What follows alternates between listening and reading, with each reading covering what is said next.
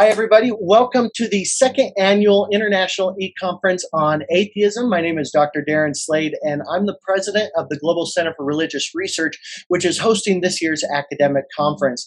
Now, something to keep in mind is that GCRR is not interested in converting or deconverting anybody from any particular belief system. We are strictly an academic institution, and we seek to approach the discussion of God and suffering purely from a scholastic standpoint, whether that standpoint is theistic, atheistic, or something else entirely. Now, that's actually, in fact, one of the greatest things about GCRR is that you're being joined by students, scholars, and specialists from all over the world with a whole bunch of different backgrounds and traditions, right from the comfort and safety of your own home. Also, as a special gift to everybody, all you have to do is go to gcrr.org, our website, and look up our newest publication called God and Horrendous Suffering. And with that, all you have to do is scroll down to the bottom, and you can download a special sneak preview of the book by clicking the preview button. And if you end up wanting to purchase that book, we do recommend that you go through the GCRR website because our prices are a lot lower. But also, we're going to give you 15% off more than on the retail price. All you have to do is use the promo code SUFFERING, and that's all in lowercase. Use the promo code SUFFERING at checkout. Now, with that said, I'd like to introduce you to my very good friend and our next presenter, Mr. Daniel Tarpy, and allow me to share my screen to give a proper introduction. So Mr. Tarpy's presentation today is called Whence, Then is Evil, an exploration of suffering, meaninglessness, and human longing. Now, Daniel is an American third culture kid who is joining us from Taiwan, where he lives and works as a university lecturer. He is also currently enrolled as a doctoral fellow in philosophy at Sofia University in Bulgaria, with a focus on existentialism, one of my favorite topics. His presentation will take a look at the topic of God and suffering through both a religious and philosophical lens, as well as discuss a proposed new approach to the problem of suffering.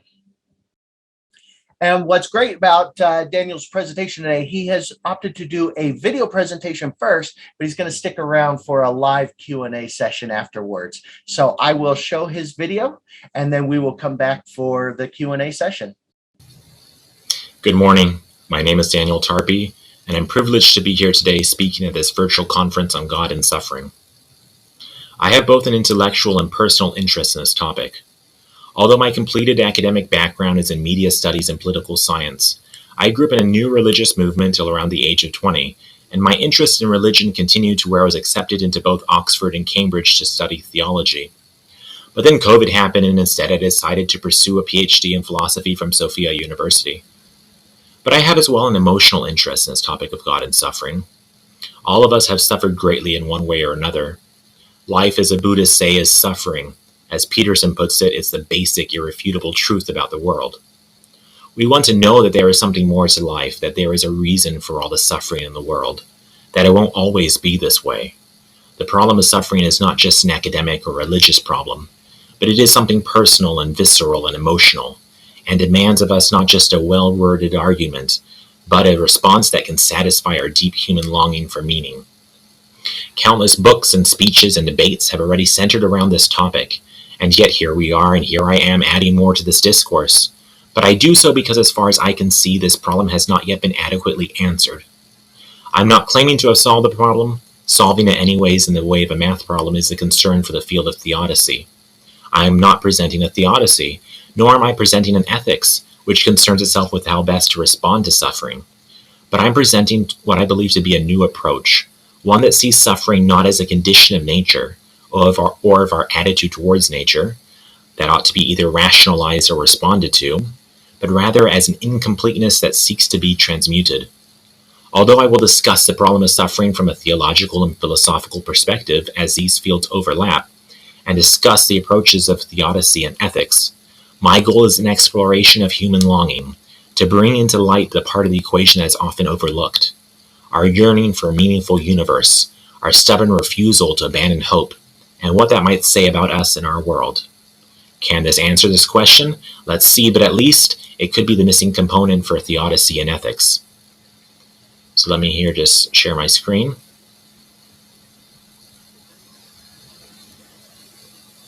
So my topic for today is Whence, Then is Evil? suffering, meaninglessness, and human longing.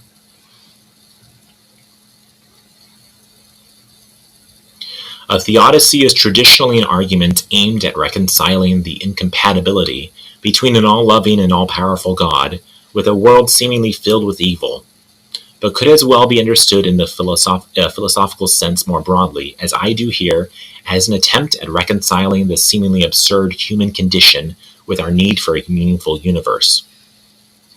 I'm linking the fields of theology and philosophy, not only because there is a lot of overlap and great thinkers have been both philosophers and theologians, but because even if there are semantic differences, they are thematically similar. While some philosophers have claimed that theology is a passive perspective and philosophy is the active one, nevertheless they are both similarly directed. In philosophy, we are directed towards a meaningful universe, in theology towards an all-loving and all-powerful God. And for all our intents and purposes, these concepts are interchangeable, just a matter of being seen through a different lens, because they are both concerned with what makes life meaningful. Suffering is a fundamental question, not just for theology, but philosophy as well, and by extension all of science and rational inquiry.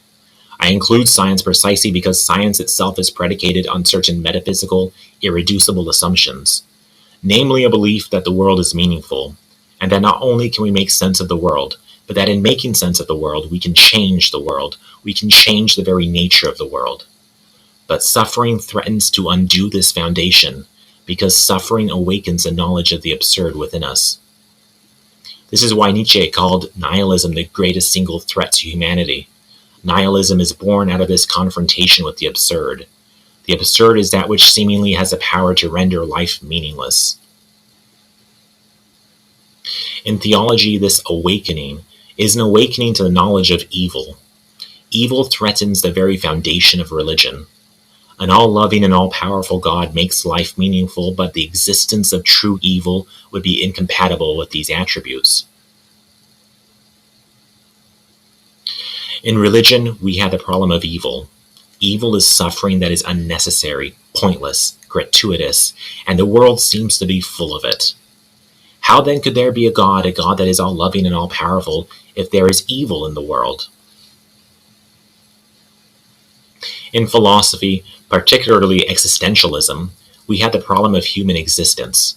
Somehow we have knowledge of what ought to be, and yet what we confront in the world leaves us mortally dissatisfied. We want to know why, we have our human need for meaning, for an answer, but that is met by the unreasonable silence of the world. We are rendered inconsolable. This is the human condition that we find ourselves in. I don't want to die, and yet I'm going to die, and there is no purpose or meaning in that. I can console myself by saying I will be remembered by those around me, but all of them too will die. I can say that at least life goes on, but all life itself is going to die when the universe dies, and no one will remember it then. That I long for something that is forever out of my reach makes my human condition absurd. Given that we are confronted by this seemingly unbridgeable gap between what is and what ought to be, how then can life be meaningful? How does theology and philosophy deal with this problem? In general, either by trying to figure out how to solve the problem rationally, by presenting a theodicy, or by how best to act in response to the problem, by presenting an ethics. But before reason and action, the problem of suffering begins with the need to pass an axiological judgment on life. Before we are rational creatures, we are axiological creatures. Axiology is concerned with values and meaning, as opposed to the brute facts. We seek meaning before we seek reason. We look out on a world that is awash with grandeur, but there is a worm at the core. This worm at the core of the human condition is how William James referred to the knowledge of death, but it applies equally well to all other sorts of suffering and evil. There is something wrong with the world, we can feel it, and it fills us with a dreadful anxiety. Suffering poses the question, is life worth living, and demands of us an answer. This is a fundamental question of philosophy, as Camus put it. To a religious point of view, life is worth living if we can say with confidence that there is a God who is all-loving and all-powerful. To a philosophical point of view, life is worth living if we can say with confidence that this is a meaningful universe. These are the general aims of theology and philosophy. But there are some positions in these fields that object to these aims. Although all positions aim, at least implicitly, to answer the question, is life worth living, in the affirmative, some positions in theology and philosophy seek to answer this question without an appeal to an all-good and all-powerful God or to a meaningful universe. For example, the finite God of Rabbi Kushner proposes that God is all-loving, but not all-powerful to stop evil. And in philosophy, Camus' existentialism declared life to be absurd and meaningless, but that by our response to this absurdity, we can create our own meaning which could sustain us. The axiological judgment that these positions are passing a priori is not over whether or not evil is compatible with God. All positions in fact agree that true evil is incompatible with an all-loving and all-powerful God, but over whether what we see in the world is truly evil or truly absurd or just appears that way. Suffering on its own is not necessarily evil. We generally don't judge surgery or a surgeon to be evil because even though we suffer at their hands, we suffer for a greater good. Suffering then is only evil if it is fundamental, by which we mean suffering that goes down all the way down to the very core of existence. Though there is a certain robustness to this perspective, a noble defiance in claiming that even if the world was indifferent and meaningless, we ought to carry on, even if just despite the universe. This diagnosis is premature. We do not know enough about reality to determine whether suffering goes down to the core of existence and is therefore ultimately pointless and insurmountable, or to determine whether our human condition is fundamentally absurd. If there was some sort of meaning to wring out of suffering, if there was some purpose or reasonable explanation for it, if suffering could be overcome, then we could not truly say that suffering is fundamentally evil. Even if suffering was a core feature of our world, if there was some other world where we might transcend it, then evil could not be fundamental. In the same way, if we could transcend absurdity, if the gap could be bridged even if just in principle, then we cannot say that life is fundamentally meaningless. And even if we are the only ones to create this meaning that transcends absurdity, we are ourselves a part of life. This is the argument that the existentialist Kierkegaard was making. He proposed a concept that was later on termed a leap of faith. Swenson, who translated him into English, explains this leap with the analogy of H2O becoming water and water becoming ice. Just as H2O transforms into water by a qualitative leap, so too might we transcend the gap between what is and what ought to be by taking a leap by faith. But even if such a leap could bridge the existential gap, this is still not quite enough to satisfy us. For life to be truly meaningful, we want to know not only that it ends well, that we can transcend suffering, that suffering is not a core feature of existence, but we also want to account for all the suffering that came before. Even if God could dry our tears, would we want him to, without first giving us an account for all the suffering of the world? We seem to be the kind of creature capable of refusing entrance into paradise just on principle. We see this every day, those who hold on to past hurts and fears, though the cause is long gone, refusing to give it up, preferring to continue to suffer rather than to let go without any explanation. But could there be a why, a purpose, an explanation for the suffering in the first place that we could accept? If we can transcend suffering, then evil is not fundamental. If the teleology of life is directed towards the bridging of this gap, if creation is arcing towards paradise, then we can say that life is worth living at the very least, because it ends well. But that is not enough. We also want to justify the means. We want to know why there is suffering in the first place.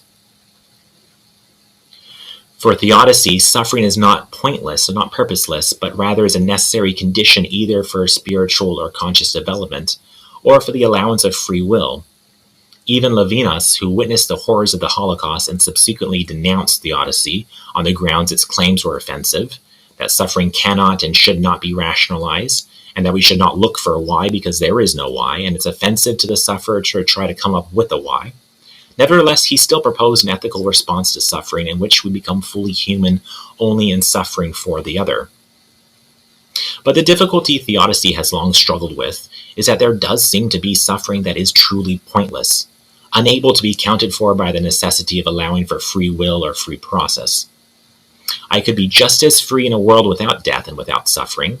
Free will doesn't necessitate a universe that has death as its core feature. Why should there be suffering in the first place? Why should existence allow for suffering? Why should suffering even be an option? Now, perhaps theodicy is looking in the wrong place. Perhaps we are going the wrong direction, as Levinas would say, with the question of why suffering. This brings us to ethics, the branch of philosophy that concerns itself not with trying to understand the whys of being and existence, but rather with the ethics about how best to live in the world. There is something to be said for this approach. The meaning of life might not be found by waiting around trying to figure out the problem rationally. Maybe the meaning of life is found just by living it. But there is still something this approach misses. Like Sisyphus rolling the stone up the hill again and again, those who act without any knowledge of any why, even if they manage to smile, do so only by holding back a flood of tears. We still want to know why. We still want to know that it's worth it in the end, that it was worth it all along. And yes, the answer might come to us as we throw ourselves blindly into the action, but even so, it is the answer we are seeking. Actions need a why. Just as a why without any action is dead, so actions without a why are dead also. But this approach misses the mark in another way too. Not only does ethics take the world for granted, as existing there objectively independent of us and our whys, which might not necessarily be the case, but actions themselves presuppose a why. In fact, all action originates from a why, even if that why remains implicit and hidden. Action in this sense is never purposeless. What then does our ethics tell us about this implicit why? Why do we persist? Choice comes before action. It is a reason for action. But what is the reason for our choice? Why do we choose to persist? It seems that we have an innate orientation towards hope. But where does this hope come from? We are born into a cruciform universe, and yet somehow we have knowledge of some more perfect world, and we long for it. But where do we get this knowledge and this longing from? Why do we long for anything anyways? Religion tells us that we are made in the image of God, and God writes these truths upon our hearts. Plato gave this inborn knowing a word. He called it Anamnesis, a recollection of a reality, of an existence, of truths prior to the world we find ourselves in. We are born into this world with a certain a priori knowledge. We don't learn first principles, we remember them. It seems that we are equipped with two fundamental orientations. The one we often become aware of first is fear. But as the traditions tell us, fear is an illusion. This is the point, for instance, that Eastern religion, particularly Buddhism, makes. The world is suffering. Suffering arises from desire, and fear is at the root of desire. But all of this is Maya, an illusion, or an appearance rather than an ultimate reality. If we can release our desires, we can release suffering. Western religion, Christianity in particular, also accepts life as suffering, and suffering as something transient and able to be overcome. But it proposes a different response.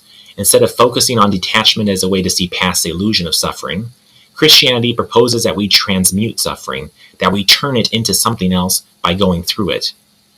Here we are born into this broken world with a desire for something better, and we struggle with two opposing orientations.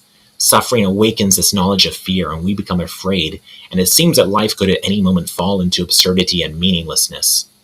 But this longing for something better tells us that there is more to life than this brokenness, that there is something hidden inside of the fear, that this world's able to be qualitatively transformed through our contending with it. So we choose to persist because we remember something other than fear. This is the Christian tradition proposes, that Christ chose to go through suffering to transmute it, because he was directed towards another orientation more fundamental than fear. John the Beloved tells us that God so loved the world. From this redemptive perspective, suffering is seen in a different light. It is not just something we have to go through for our spiritual evolution, or to allow for free will, nor is it just some condition that we must respond to, but rather suffering is an incompleteness waiting to be transmuted. Just as being found is the completeness of being lost, so too in order to have salvation, we must first fall from grace. Suffering then is salvation incomplete, and the completeness of suffering is salvation. The argument is often put forth that we have to accept the world the way it is because we cannot have light without the dark or the good without the bad. But that is not the argument here. In fact, our longing is telling us just the opposite, that we can have a world without death and without sorrow and crime. We only encounter this process of good overcoming evil because we inhabit a certain kind of world, a cruciform world. That might seem to imply that evil is an aspect of the good, but just like fear, evil is the illusion and categorically incomparable to the good. This is why Plato listed the good as his first and highest principle, and did not think to develop a dualism of good and evil. Because what we call evil is not the level of the good. The good is that which is great enough to heal, to save, to redeem, to swallow evil whole. And because evil is that which submits to the good, that which is transformed by the good, evil is not fundamental. But there still remains a final question. Why the cruciform universe? Even if being found could give us a certain kind of a euphoria that could erase the terror of being lost, why go through the process at all? But more importantly, whose idea is this? Even if the roller coaster of life ends well, why would we be forced to go on the ride? There is a thread that runs through religion, philosophy, and even science. It is a sense that life is some kind of game we get to play, some kind of drama we get to perform in, some kind of exam we choose to take, some kind of challenge we get to face, some kind of experience we get to be enveloped in. The great game of life. This is what the Apostle Paul had in mind in declaring when his life was coming to an end, that he had run the race and finished the course. In the myth of of Plato's Republic, one of the earliest accounts of a purported near-death experience, we have souls being reincarnated and getting to choose what role they would play in life before drinking of the river of forgetfulness. In Moody's contemporary studies of near-death experiences, we have a common theme that our world is some sort of training ground or performance hall that souls willingly seek to experience, either for their own development and a chance at expression or for helping others along their path. In Alan Watts' curious mix of Zen Buddhism and New Age thought, we have the I am of all of us dreaming up this wild and scary dream because it's fun to play at being lost, to forget that we are it, and to get so caught up in the pretend that we take it in all seriousness. The cyberpunk-sounding simulation hypothesis of philosopher Bostrom and computer scientist Verk suggests the possibility that life is some kind of sophisticated video game, with us as digital avatars like Neo in the Matrix. The physicist John Wheeler, who coined the term black hole, proposed a participatory universe with us as participants in bringing not only the near and here, but the far away and long ago. What these traditions, experiences, and hypotheses reveal is that we seem to harbor a certain suspicion that we, or beings like us, had a hand in choosing this world, that we ourselves in some way chose to be here. If life is in some way chosen, then the question of why suffering in the first place no longer presents itself as a serious problem. It's not a problem because we chose it, although if we did choose it, what does that say about us? We couldn't blame someone for wondering what kind of sadomasochist would willingly dream up this kind of world, or willingly choose to incarnate here for an experience. But we return again to those accounts, which suggest that we are bigger than we think we are, and who we really are is somewhere safe, that we are only nearly convinced of the severity of life, simply because we have voluntarily hidden from ourselves and have chosen to forget where we came from. Explorations of human longing have pointed us towards the idea that we find ourselves in a cruciform universe, a universe that is struggling towards something new, something better, where we are not just victims of a senseless existence, but rather willing participants in transforming reality. Although suffering feels very real, it is not real all the way down, and we are, by our longing, by our refusal to give in to fear, by our transmuting of suffering, bringing a new world into existence, a heaven even if it had to be birthed in the fires of hell. And all we must do in order for the world of love to swallow up a world of fear is to remember who we are and where we came from. Now, whether or not this is actually the case has not been the purpose of this exploration, but rather to point out that this seems to be the conclusion that we in our human longing are most drawn towards, and a conclusion that can best satisfy in principle the problem of suffering. Thank you very much for listening. This is Tarpy. Thank you so much for a great video presentation. What I really like is the qualification that you put at the very end. I was actually about to, I was about ready to pull my hair out for just a second. So I'm so thankful you qualified something at the end. When you said, this isn't necessarily a conclusion that is provable or something that we can say for certain is the case, but almost more of something that we're geared towards, that we want to be true. Yeah, exactly. So I guess I want to ask personally, is that the conclusion that you come up for yourself? Is that we're willing participants in this messed up game. I mean, it seems to be the case if you dig deep down into these philosophies, into theology, and into our sense, our human longing, our desire, you can't help but come away with the idea that we somehow are participants, we somehow are willing in this game.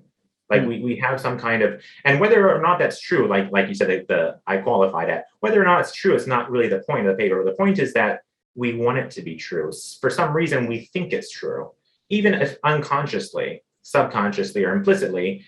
We persist because we have this idea that it might be true. We have this kind of memory. This is what Plato was talking about when he was talking about anamnesis. Is you have this kind of innate, inborn longing or knowledge that you don't quite know consciously. You only you only have a tentative grasp on it. But what that thing is telling you, right, is that there is something more, that there is hope. And then, of course, whether or not that is evidence for there being more or for there being life after that is another issue. But the fact that it is there. So for me, I think that's where I am personally, and that's where I'm headed, is in that direction of, okay, so can that provide us with evidence? Like if we want, evidence of something, well, can that provide us with evidence? So what I'm going to be working on actually in my dissertation is the idea of choice. The idea of choice being fundamental to the condition of the universe. That down to the very basic level of reality, that something like choice. So it's not exactly idealism. Idealism is that consciousness is fundamental. So something like an idealism where choice is a fundamental feature of reality. And I'm developing a kind of triunalism, which is a merging together of realism and idealism and relationalism. That there is an I, there is a you, and there's a connection between us, and that is fundamental reality. That is reality at the most fundamental level. And real quick, is the goal to take that triunalism into suffering, or is suffering not really going to come into play necessarily? Okay, yeah. So that's slightly different topics. I mean, for this paper, my goal is, what is this human longing, and can that offer a different perspective to theodicy and ethics? Because as we know, theodicy has some problems. I mean, it's been debated for a long time. Ethics also has some problems because, we can respond to suffering, but we still want to know why. And so far, I haven't seen anyone come up with something that gives us a different approach or a different possibility. Besides just throwing our hands up and saying, "Oh, okay, we can't figure it out, so whatever." Well, let me address that. This is probably one of my bigger critiques. You said it right at the very beginning, and it seems to be the underlying assumption. I don't want to say assumption, but it seems to be an underlying motif, is our need for a meaningful universe, or to find meaning in the suffering and find meaning. It seems to me that this is what, in fact, clouds our judgment about reality, about what's actually happening. We're so desperate to find meaning that we're willing to come up with anything. And that includes just deluding ourselves. What if there really is no meaning? And we just psychologically, because of evolution, because of the way our brains have developed, we instinctually try to find patterns and connect dots that aren't there. We're trying to find meaning in a meaningless universe. Why is that not an option? Okay, yeah. So this is a big issue for existentialism. So let's take it from one approach first. Let's take it from Camus' approach. So Camus says that he's taking that approach, saying that life is meaningless.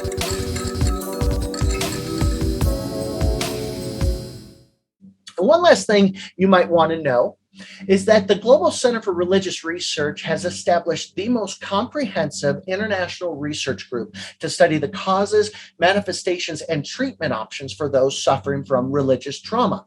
But we have a big problem.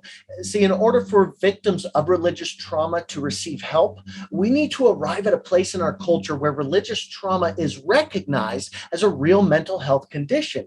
And unfortunately, the academic study of religious trauma is still in its infancy. This means that there are no exhaustive empirical studies to support what we have seen and experienced, that religious trauma exists and is a chronic problem.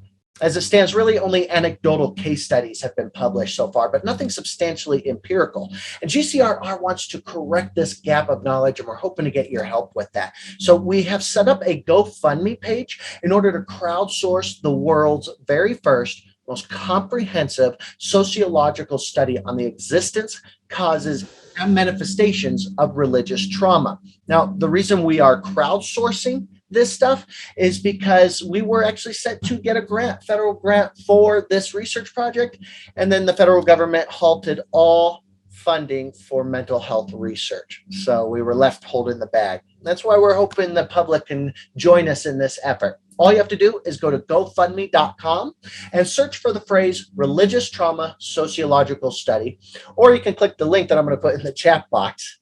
And at the very least, please share this GoFundMe page across all your social media platforms just to get the word out about this really important research project.